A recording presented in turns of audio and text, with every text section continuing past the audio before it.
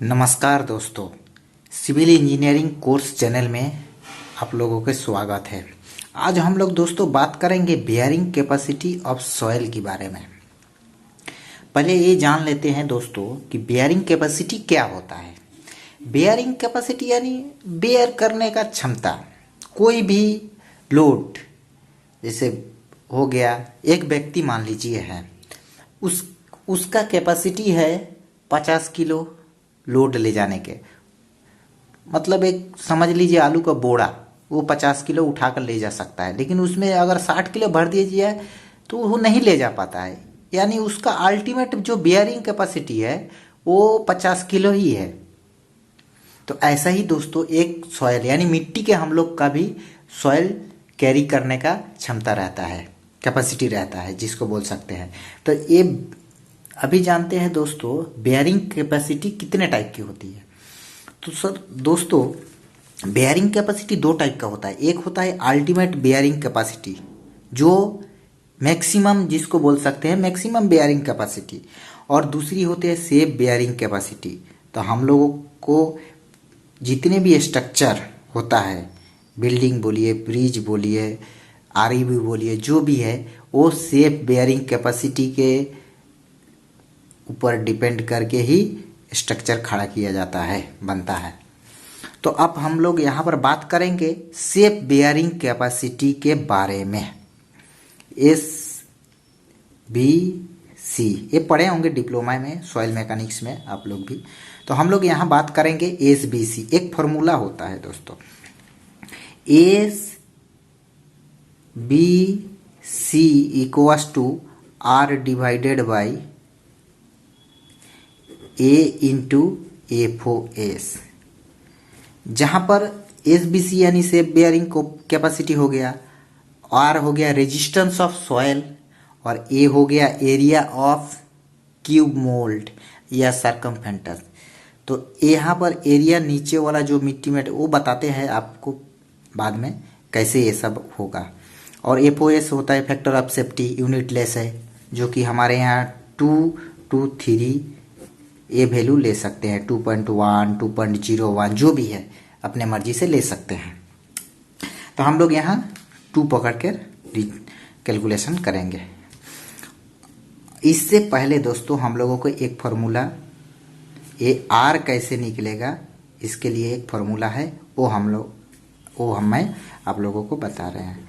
R equals to होता है, जो R यानी stand for resistance of soil, ये होता है W into H divided by D, जहाँ पर W यानी वेट ऑफ क्यूब। अब बोलेंगे दोस्तों W कैसे निकालेंगे, वेट, इसके फॉर्मूला होता है V into D, volume into density, किसका, कंक्रीट का। तो मान लीजिए दोस्तों अभी हम ये बाद में दिखाते हैं, उससे पहले हम लोगों को साइड पर एक काम करना पड़ेगा। कहीं भी किसी भी सॉइल का टेस्ट करने के लिए, उसके लिए हम लोग को जाना है सॉइल पे, और वहाँ का एनजीएल जो भी होता है, नेचुरल ग्राउंड लेवल, वहाँ से हम लोगों को एक खड्डा खोदना है। अब जैसा पोजीशन है उस साइड पर 1 मीटर 2 मीटर 1.5 मीटर जैसा भी अपना मन चाहे खोद सकते हैं। तो हम क्या किए यहाँ पर एक दोस्तों मैन्युअली एक एनजीएल जो भी है वहाँ से 1 मीटर डेप्थ का एक खड्डा खोद लिए। ठीक है दोस्तों, इसका लेंथ और ब्रेथ सब 1 मीटर है, ये भी 1 मीटर है, 1 मीटर लेंथ, ब्रेथ और हाइट 1 मीटर का हो गया। ठीक है, अब दोस्तों हम लोग यहाँ से क्या करेंगे, ये अपना एनजीएल जो लाइन है लेवल, यहाँ पर क्यूब को पहले रखेंगे, अपने हाथ से ही रख लेंगे। उसके बाद यहाँ से फ्री फॉल कराएंगे, मतलब कोई भी फोर्स अप्लाइड के, जैसे धक्का हाथ से नहीं देना है, खाली वहाँ पर ले जाकर आराम से छोड़ देना है। तो क्यूब अपना नीचे गिरेगा, और मान लेते हैं इतना मिट्टी के अंदर इतना ये धंस गया, और इतना पोर्शन ऊपर है, इसको मान लेते हैं 0.03 मीटर यानी 30 mm अंदर आया। और बाद बाकी जो भी है 170 mm ये ऊपर रह गया। अब दोस्तों हम लोगों को क्या करना है, ये 30 mm आ गया, तो अब ये फॉर्मूला में हम लोग को पुट करना है, जहाँ पर हम लोग देख सकते हैं R इक्वल्स टू क्या लिखे हैं, W into H divided D। अब W को मान बैठा रहे हैं, W यानी हम लोग क्या लिखे हैं, V इंटू D। अब V कैसे निकालेंगे क्यूब का, उसका समझ लीजिए 0.150 meter length into 0.150 meter breadth, और क्यूब का होता है हाइट 0.150 मीटर।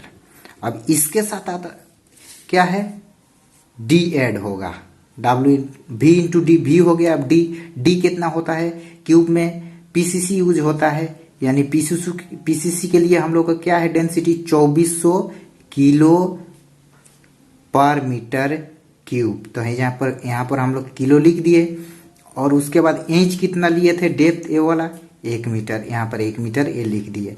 अब यहाँ पर किलो लिखा हूँ, मीटर क्यूब क्यों नहीं लिखा हूँ, केजी पर मीटर क्यूब, इसको डिवाइड करके यहाँ पर मीटर क्यूब नीचे में लिख दे रहा हूँ, क्योंकि यूनिट काटने में हम लोगों को आसानी होगी। अब उसके बाद यहाँ पर D है, D यानी क्या बोले थे, एवरेज डेप्थ ऑफ इम्प्रेशन। जो ये नीचे वाला पोर्शन ये अंदर गया है, इसी को हम लोग D बोलते हैं। कितना गया है, 0.03 मीटर मान लेते हैं इतना गया है। अब इसका रिजल्ट हम लोग देख लेते हैं कितना आ रहा है। आप लोग भी दोस्तों देखिए कितना आ सकता है,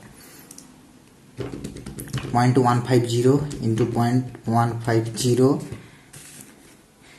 into 0.150 into 2400 into 1 equals to 8.1 आया, डिवाइडेड बाई 0.03 कर दिया, 270 आया। हम यहाँ लिख देते हैं 270 kg। R यानी रेजिस्टेंस है। अब ये बोलेंगे कैसे, ये लोग यूनिट कट गया, मीटर से मीटर काट दिए, 3 मीटर है यहाँ, यानी मीटर क्यों हुआ था, तो यहाँ पर 1 मीटर 2 मीटर 3 मीटर कट गया। अब बचा सिर्फ केजी, तो यही लिख दिया 270 kg। R हम लोगों को मिल गया।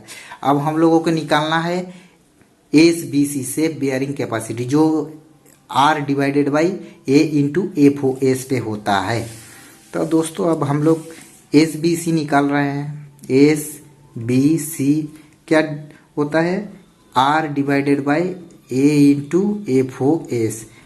R यानी रेजिस्टेंस जो अभी निकाले 270 kg लिख दिए, डिवाइडेड बाई A एरिया किसका, क्यूब का, जो नीचे में टच हुआ है, ए सर्कमफेरेंस का जो एरिया है क्यूब का वो क्या है 0.150 meter into 0.150 meter into FOS कितना हम यहाँ मान लेते हैं 2। ठीक है दोस्तों, अब इसको कैलकुलेशन करके देखिए कितना आ रहा है। तो यहाँ पर कैलकुलेशन कर रहे हैं 270 डिवाइडेड बाई 0.150 इंटू 0.150 इंटू 2 यानी आ गया 540। क्या हो जाएगा 540, यहाँ केजी आ जाएगा ऊपर वाला केजी, और मीटर 2 मीटर, तो मीटर स्क्वायर डिवाइडेड बाई ए हो गया हमारा इस यहाँ का सॉइल का 1 मीटर बाई 1 मीटर में 540 किलो से बेयरिंग कैपेसिटी। यानी इस सॉइल पे हम लोग 540 किलो का ही लोड देकर बिल्डिंग खड़ा कर सकते हैं, जो भी हो स्ट्रक्चर खड़ा कर सकते हैं। ओके दोस्तों, अगर अब बताएंगे कि अगर हम लोगों का सुपर स्ट्रक्चर यानी स्ट्रक्चर का लोड हमारे यहाँ 2000 आ रहा है, 2000 किलो पर मीटर स्क्वायर है, तो हम लोग ये कैसे इसमें करेंगे। तो इसके लिए दोस्तों क्या है, हम लोगों को 1 मीटर जो खड्डा किए हैं फुटिंग के और नीचे ले जाएंगे। जब तक ये 2000 या उससे ज़्यादा नहीं हो जा रहा है तब तक हम लोगों को नीचे जाना पड़ेगा, क्योंकि हम लोगों को पता है नीचे जाएंगे तो हार्ड सॉइल जरूर मिलेगा और वहाँ का बेयरिंग कैपेसिटी सॉइल का ज़्यादा मिलेगी ही, यही है। और इसके बाद दोस्तों हम लोग आगे का वीडियो में बताएंगे कि कैसे सुपर स्ट्रक्चर का लोड हम लोग कैलकुलेशन करते हैं। तो इसके लिए हमारे साथ बने रहिएगा और मिलते हैं नेक्स्ट वीडियो में। आपके लिए धन्यवाद। आज के लिए इतना ही। Thank you.